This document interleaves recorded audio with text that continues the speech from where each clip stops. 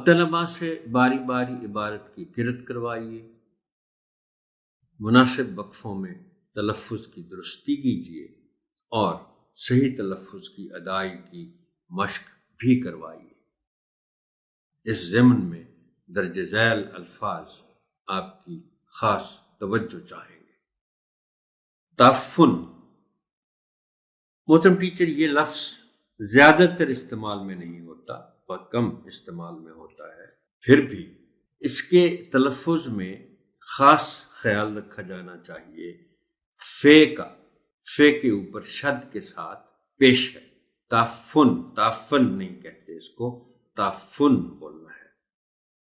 خشک، یہ پھر بار بار ایسے الفاظ یعنی 3 حرفی الفاظ سامنے آتے ہیں جن میں درمیانی حرف پر جزم ہے۔ کتنے لوگ ہیں جو اس کو خشک بول دیتے ہیں، تاہم یہ لفظ درست طور پر بولا جائے تو پھر یہ خشک ہے۔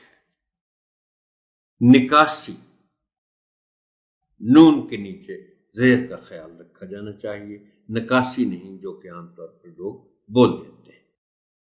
پلاسٹک، اردو میں پلاسٹک بول دیا جاتا ہے، لیکن یہ لفظ چونکہ انگریزی سے ہم نے لیا ہے اور زیر زبر کا فرق ہم کیوں ڈالیں، پلاسٹک اگر ہے تو پھر پلاسٹک ہی بولا جائے۔ سیال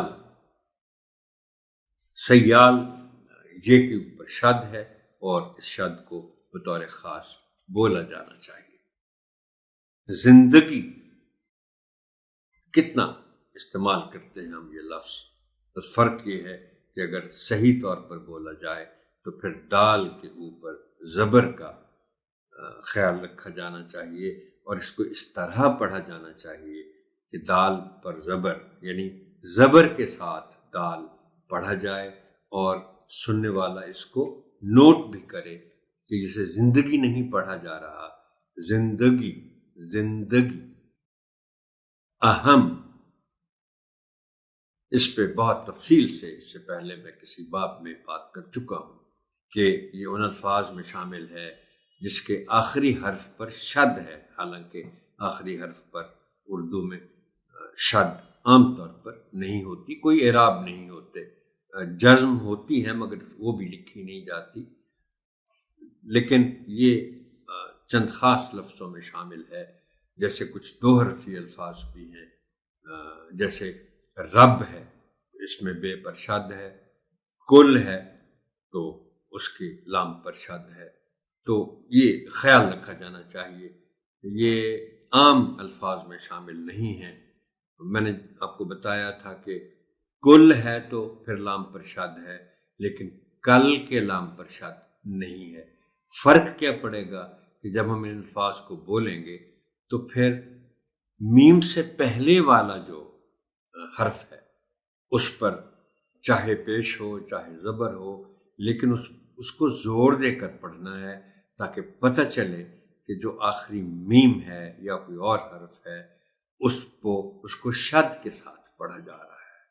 اب دیکھیں نا، یہ لفظ جو ہے ہم اس کو 2 طرح سے پڑھ سکتے ہیں۔ ایک تو یہ ہے کہ اہم، یہاں شد کو نہیں بولا جا رہا۔ دوسرا طریقہ کیا ہے؟ اہم، ہے کے اوپر زبر کے ساتھ اس پر زور دینا چاہیے تاکہ پتہ چلے کہ میم کو شد کے ساتھ بولا جا رہا ہے۔ تصور نہیں، جو بہت سے لوگ اس کو اس طرح پڑھ اور بول جاتے ہیں۔